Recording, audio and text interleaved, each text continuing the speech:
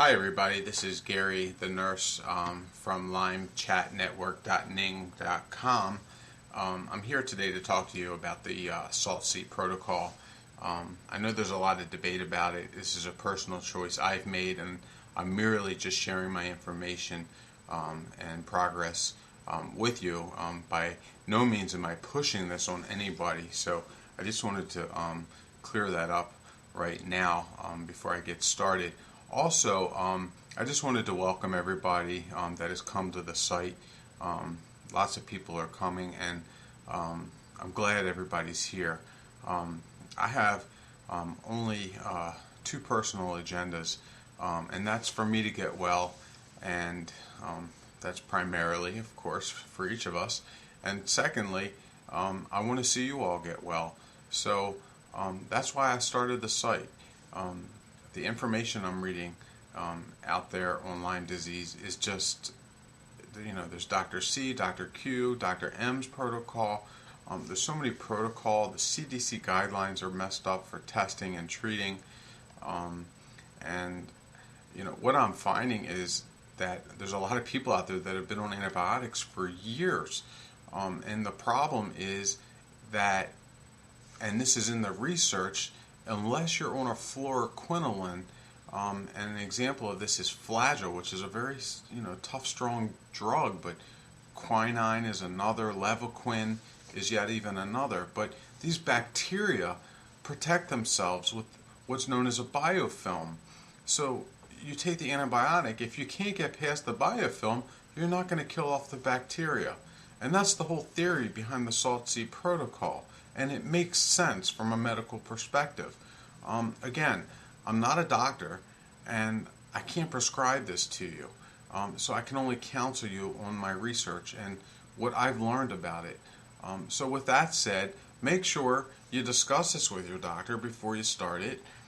It's a good idea to get a baseline electrolytes and probably have them checked maybe once a week while you're getting started, just until your body adjusts, because you're basically changing the state of your body, and I'll talk about that more in a little bit. But it's important that you are monitored by a doctor, as I am. I have nothing against doctors, I really don't. I'm used to Western medicine. I'm used to people coming in and having a wound, and we can culture it and grow it in a petri dish. In 48 hours, we're able to identify the organism under a microscope, prescribe the proper antibiotic, and people get well. Well, and that even holds true for people that are infected in the early stages of Lyme disease. People, they get the bullseye rash, they run to the doctor, they get on a 6 to 8 week course of amoxicillin or a penicillin drug, and they get well, and they usually have no residual left over. But most of us that are here, in my room, in other rooms, and other support groups, we're all latent diagnosed, which means we've had the disease for a long time, which has given these organisms a chance to lay off more eggs, millions of eggs we're talking about, and they hatch, and they mature, and they lay more eggs, and so we're infested with this stuff. And I apologize if I offend anybody with the photos that I post on the site, because my intention is not to gross anybody out. It's, again, just to raise awareness. And when I get well, I plan on starting a nonprofit organization to raise awareness, because primary care physicians, psychiatrists, cardiologists, you name any kind of ologist, you're going to go in with your symptoms. They're going to give you a diagnosis that potentially is secondary to the disease. The disease of Lyme carries so many symptoms that it's so easily mistaken to be something else. And that's what happened with me. And I was given all these different diagnoses, which I won't get into in this video because that's not what I'm making it for. But the point is that we need to raise awareness. CDC needs to change their guidelines for testing. There needs to be better testing. These doctors need to be more aware of this so that they can test. And as far as a clinical diagnosis, for me, that doesn't sit well for me. I need proof.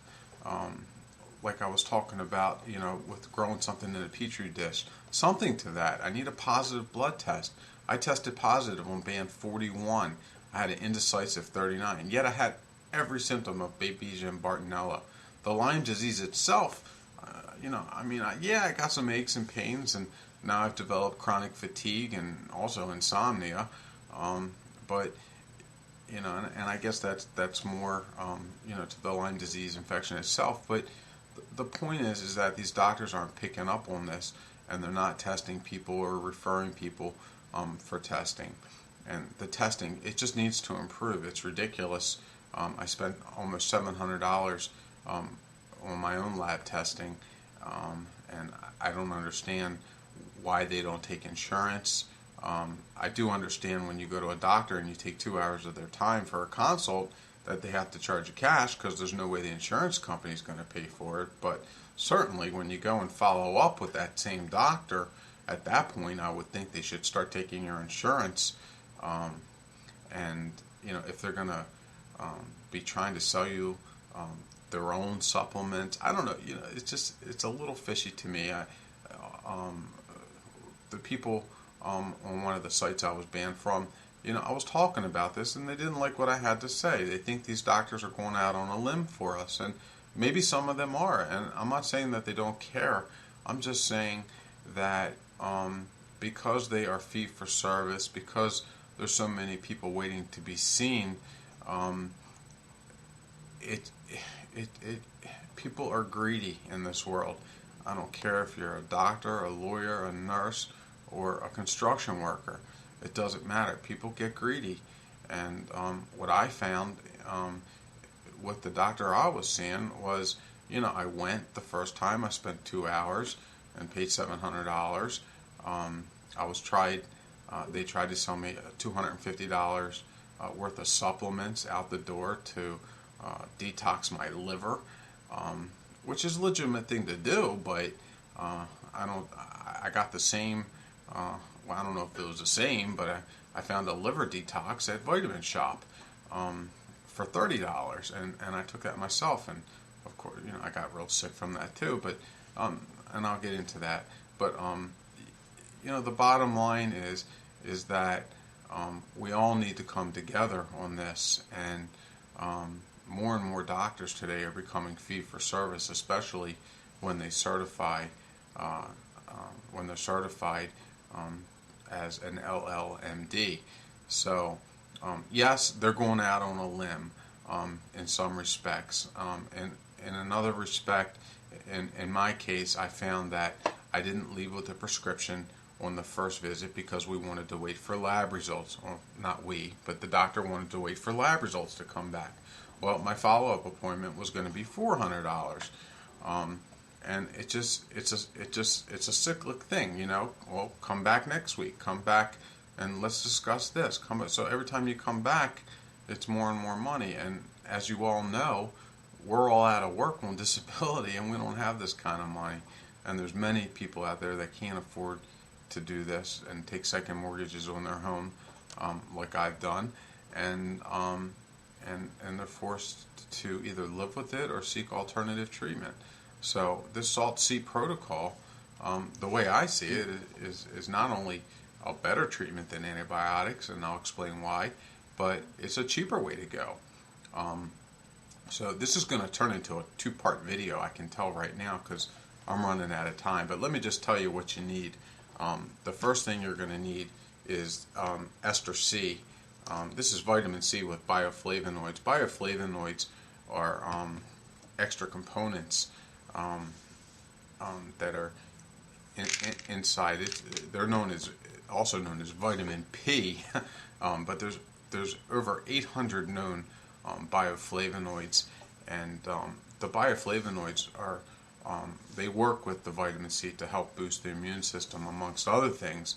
Some of the other things they do is they stabilize the capillaries so that they can deliver oxygen and nutrients to the bloodstream, and they help from blood leaking out of the bloodstream, and so therefore it helps with clotting as well, and it does help to fight off bacteria. So that's what that's all about. Part 2 coming up. Stay with me. Don't go nowhere.